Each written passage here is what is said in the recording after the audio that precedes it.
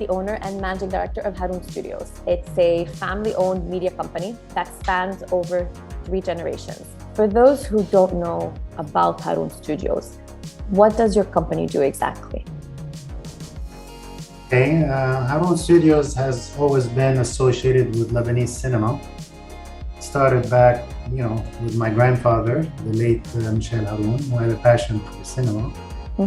And what we actually do is everything that has to do with cinema. Okay. We used to be into production, developing, processing, printing, and so forth. Now things have changed since I think 2012, we moved to digital. So now we are into what we call VCP mastering. What is something you wish people knew about your business, the cinema and film industry, and about Haroun Studios? I think the one thing that really distinguishes this business is the fact that, one, it's a family business, so it's going from generation to generation. I'm currently the 3rd generation, and the fact that it never stopped. I mean, we were in competition with Studio Baalbek. Studio Baalbek was the biggest studio in Lebanon. It was very well equipped, very well financed. And even then, the Studio Baalbek went bankrupt.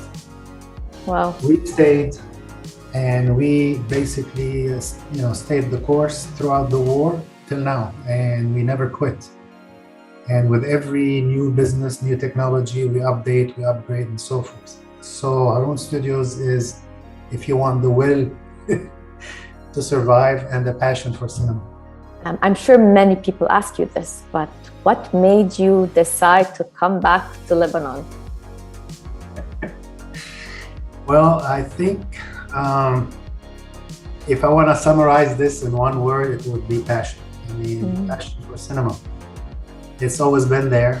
I was maybe 11 years old when I used to help them with, dubbing. They needed kids that would come on screen and you need to do the dubbing, and they needed kids. So I would do the dubbing for them, and I would do a good job. So I would maybe do the job of 5 kids, change my voice for every one of them.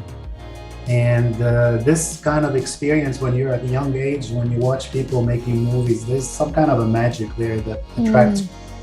So I came back because I figured that this was my passion and this is my destiny.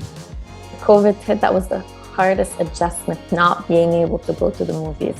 So of course you were greatly affected. Yes, so that was, if you want, the main constraint. It was COVID, not the economic situation here. Now, keep in mind, if you want to analyze a little bit how it works, most of the major studios in Hollywood, they plan 3-4 years ahead, which means if they want to release a movie in 2024, 2 years from now, it means they started work on it 4 years earlier, which means 2020. Wow. So when the COVID happened, they had to stop production. And what they're doing now is they're releasing the movies that are in a backlog. The economic situation, okay, it's bad, but we were not greatly affected. It was the COVID that was really the bad part. That was that hit you more. Yeah. That's 1.5 years, no business. I mean, there was nothing. Everything stopped completely. And there was no country in the world that had movie theaters open. It's not like you had another market or another outlet. It was dead everywhere. Everywhere. That's really what affected us. You're also an inventor, right? So what are some things you've invented?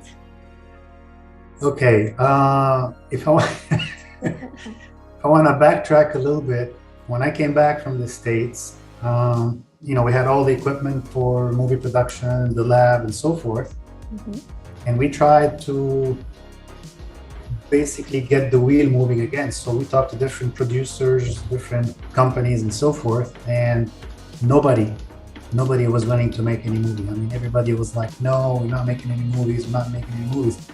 So we thought, what are we going to do with all this equipment, all this investment? I mean, there's tons of equipment, millions of dollars invested. What do we do? And the idea came out was, why not subtitle movies? And at the time, these were reels. So we figured, why not? And at that time, when film was being used, subtitling was done using laser technology. That's a laser beam that actually engraves the subtitles on the film. It's actually burning the film Wow. to engrave the subtitles. It was a pleasure talking to you, Mike.